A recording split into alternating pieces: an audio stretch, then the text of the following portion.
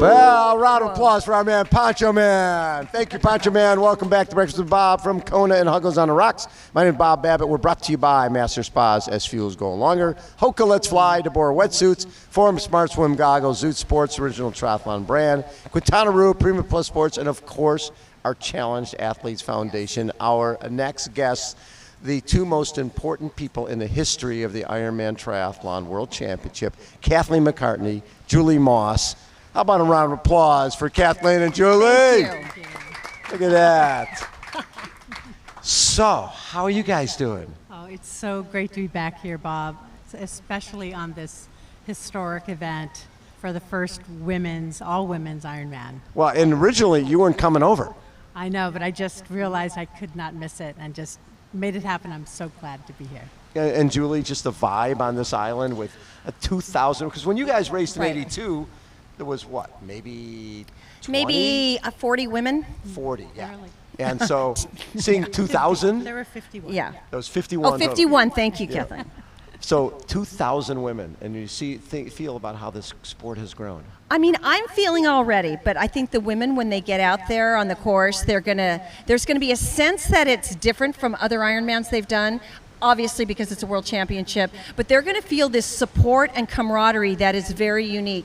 And I think once the race is over and everything's tallied up, I think that's when the huge impression is going to hit that this was completely off the charts. Yeah, because it's interesting because Ironman has always been at the cutting edge, right?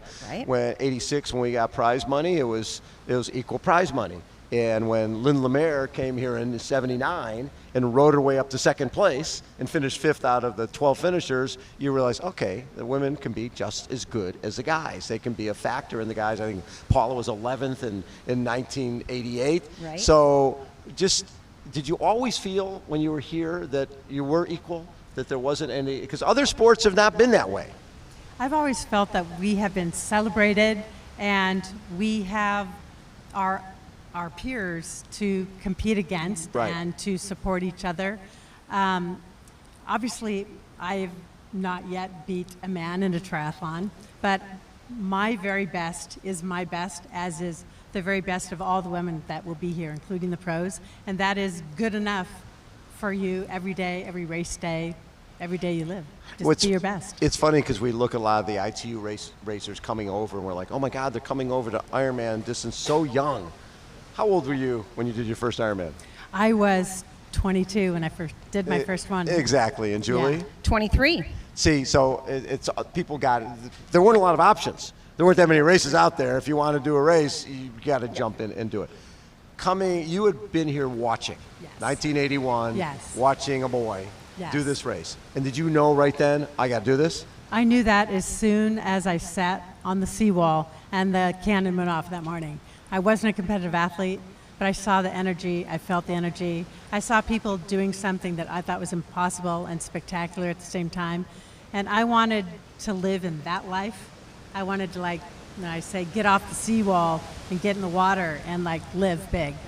That is so cool. So you knew right away, and you'd go home and start swim, bike, run? Absolutely. Right away. Picked it up the next day. Got a bike. Got a bike, got a training plan together. Yes. And a year later came back and raced with Julie and all the other women and Created history. created history. Here we So are Julie, today. for you, was it that '81 race that you saw on TV? I watched it on TV. Kathleen was here in person. I watched it. I watched it on TV.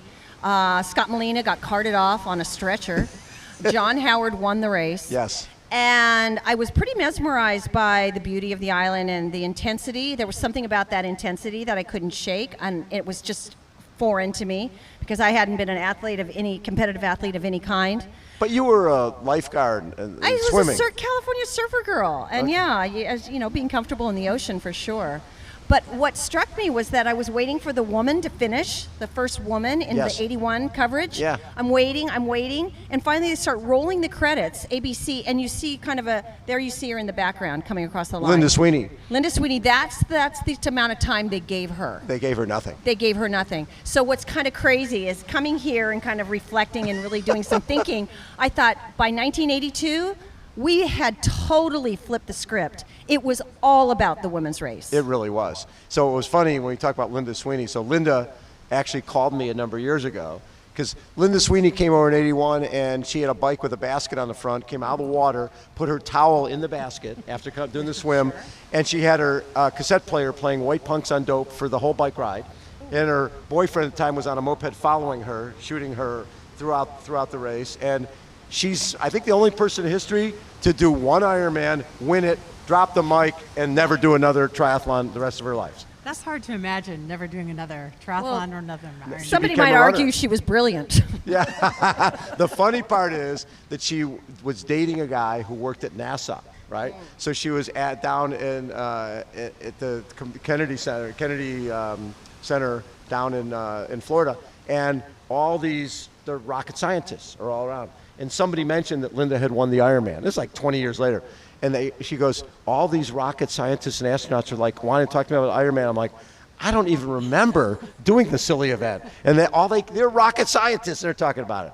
Julie, when you watched it, did you immediately get a bike and start running and doing all that crazy stuff? No, I just thought they were kind of crazy. But there was something about that intensity that struck me.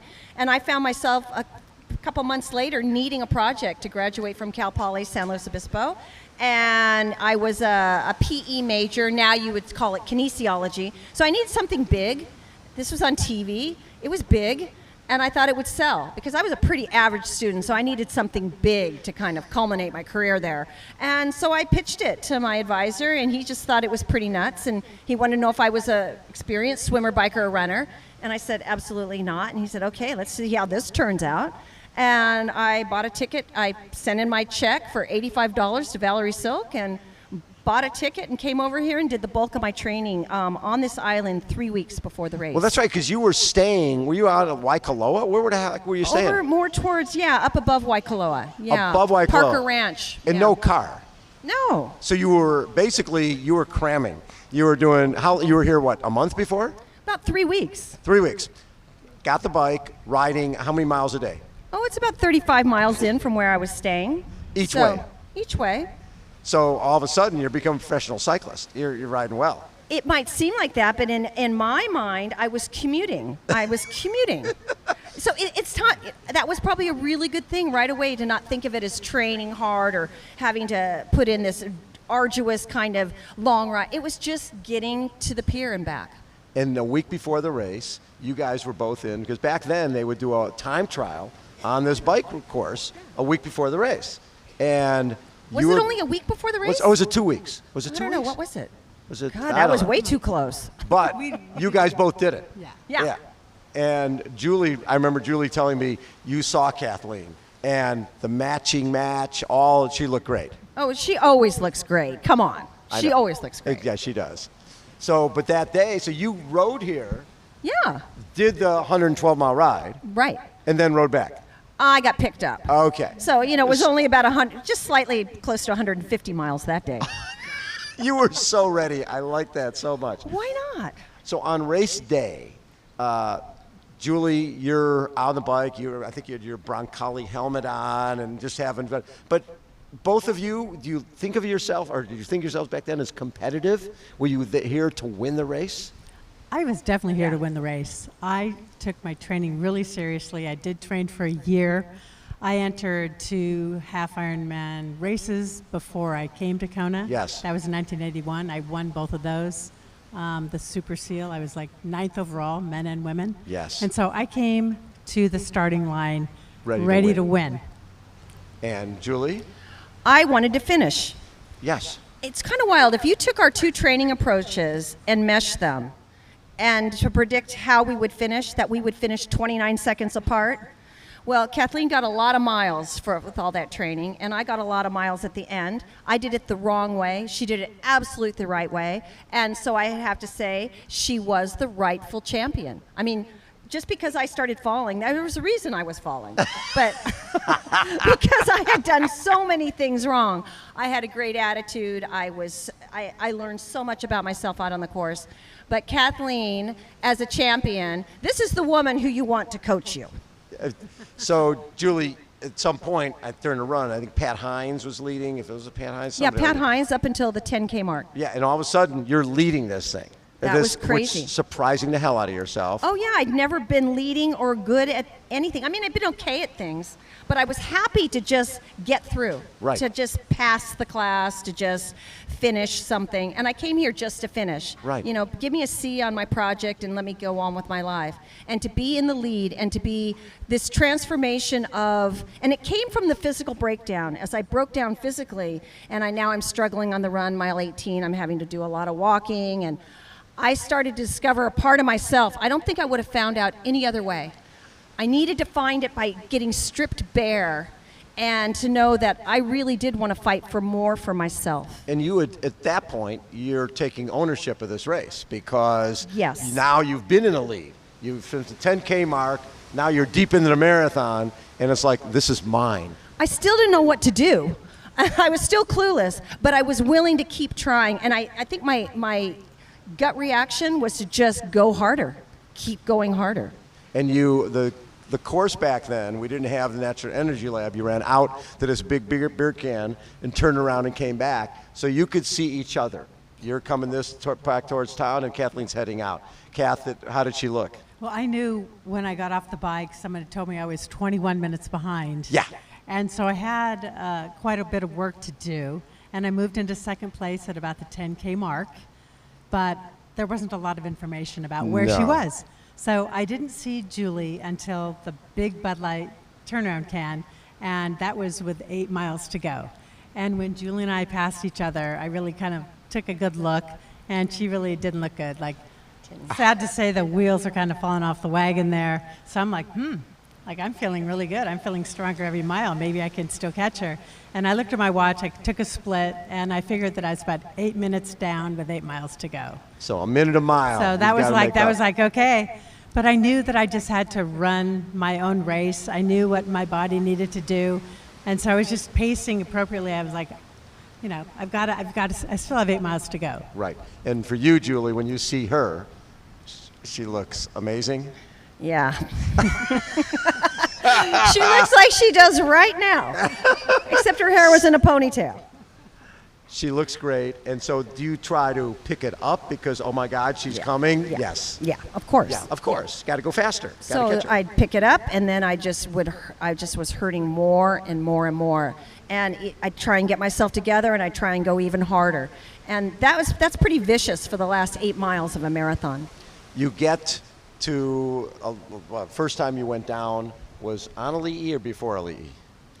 Just coming down Palani and then making that turn in that little Hualai. Yeah. Paula Newby Frazier and I share The that same spot. Yeah, Okay. pretty much That share the was same your spot. Right there. We probably should do one of those little outlines on the ground there for both you and Paula. So you go down for the first time, and mentally, are you still there?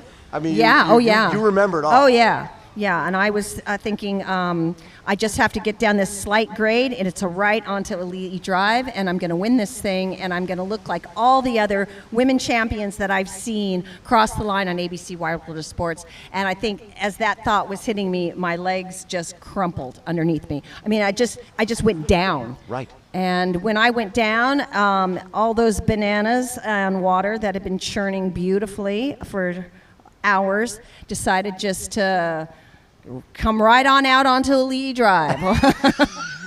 I left my DNA on the race in your at that nice point. light blue shorts. That works great. I mean, I feel like I have to own it because we are. This is a sport that takes such a toll on our bodies.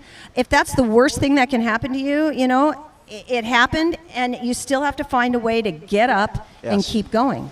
So for you, Kath, were you getting? There aren't many reports to be getting. Were you pretty much flying blind coming back when you come down Palani and come around the turn? Yeah, at that point, I was just praying that I could just go faster and harder and kind of get there first, but I had no idea what the gap was at that point. You knew the 8 minutes, but after that, you knew nothing. Right, I knew nothing, and so I was just running and trying to dig deep and bring out the best.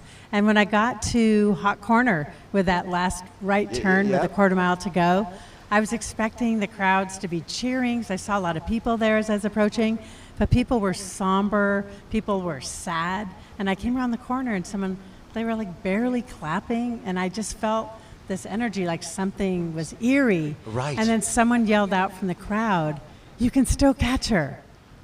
And so that just gave me this adrenaline and gave me some extra power, and I felt like I could sprint all of a sudden. So, and then Julie, you're coming down, and the last time you collapse is within, you can smell the finish line. It's right there. The jokesters in me, they could smell me. That was a good setup. Yeah. You're welcome. I was about 15, 20 feet from the finish line. Yeah. And did you see Kathleen go by? I saw her ankles go by, and I just want to mention that when she talked about that quiet, I really felt that quiet, and what it felt like, it was this will of the people. Trying to will you. Yeah, and they were willing me to make it. And the quieter they were, I think they just thought it was this quiet, just energy to support me and try and lift me up each time I fell. And it was kind of beautiful. I mean, really. I do remember feeling this extra energy. And the last time I went down, my arms weren't strong enough now to help me up. And that's when I saw Kathleen's feet go by. And what was fast, and you obviously, you don't look down for your competition, so you don't know she's crawling. You just stole her line. So what's happening at the time, while this is going on, there was Valerie Silk was a race director of Ironman, and there was a other crew on the course besides the ABC crew from Freewheeling Films shooting the race. And they really weren't, Valerie had given them permission, but ABC wasn't happy about it. So while this was happening, the director from ABC is screaming at Valerie in the trailer next to the finish saying, "You violated your contract. We will never be back. We will never shoot Ironman again. I can't believe you're doing this." His assistant is going, "Boss, you need to come out here and see this. This is unbelievable." Because it was the most important moment in Ironman history was happening as Julie then had the wherewithal to crawl across the finish, collapse across the finish line. They put a lei around Julie's neck and then pick her up on a stretcher and carry her off. And ABC Wide World of Sports goes to ice dancing or roller derby or something else. And people at home who now have just witnessed the original moment of reality television are calling ABC Wide World of Sports going, "What's going on? Is this woman alive? Is this woman dead?" And then Julie is in medical, and Valerie comes out of the trailer not knowing any of this, and knowing that Julie has said, could you send somebody saying, "Hey, could you have Valerie come see me?" And you said to Valerie, "I'm so sorry about what happened. Hopefully I can come back. That. Hopefully you'll let me race next year." And Valerie says, "Yeah, you can race next year," knowing there wasn't going to be a next year. ABC was leaving and would never be back. That was what was going on. You learn something new all the time. So Thanks, Bob. after that race, after this happened, ABC calls at both of you and says, "We need to bring you back to Wide World of Sports," because their phone lines had lit up to the point where people thought that this sport kills people. They flew Julie and Kathleen back to New York, limo, the whole bit, to ABC Wide World of Sports to be on with Jim McKay the following weekend to assure the American public this sport doesn't kill people. That's right? Yeah. Right. It was such an incredible experience. I mean, Julie and I were both college students doing our first Ironman, living, college student lives. Yes. And all of a sudden we are Superstars. And we're in New York City, staying at the Plaza, flying first class, and driving around in limos together. I mean, it was something we'll never forget. So it was the incredible. bond, it's interesting, Julie, because nobody remembers Robin Beck, nobody remembers Linda Sweeney. If you had won the race, do you think you'd have the notoriety that came from what you showed the American public and the world public was there's something magical in finishing this race and getting across that finish line, and someone will crawl to get there. And how do I get some of that in my life? There was something special about that.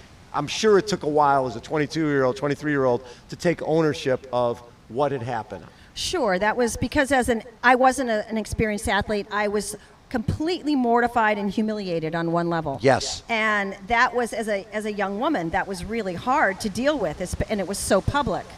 So it took me some time to realize that it wasn't that it was pretty, even though Kathleen was very pretty when she came across the line. It's the joy that she had in learning she was winning the race. That was beautiful. But for me, what I heard over and over again was that what moved people was that vulnerability and that strength. Yes. That at my weakest point, I could keep going, that I could keep finding that willingness to pick myself up. And that's what touched so many people, that they saw something in themselves, that what would they do if they were forced to the ground? Would they have the courage to keep going? And that is the magic of Ironman. That is the beauty. Yes, people win. Chelsea Sodaro had a beautiful win last year. But the magic of Kona comes when you're stripped bare and you find something in yourself that allows you to keep going. And I think that what it said to the American public and what it said to the world was, this moment is so special, this event is so special, because Dave Scott had won in 1980 on ABC, John Howard won in 1981. There wasn't a huge bump in the sport.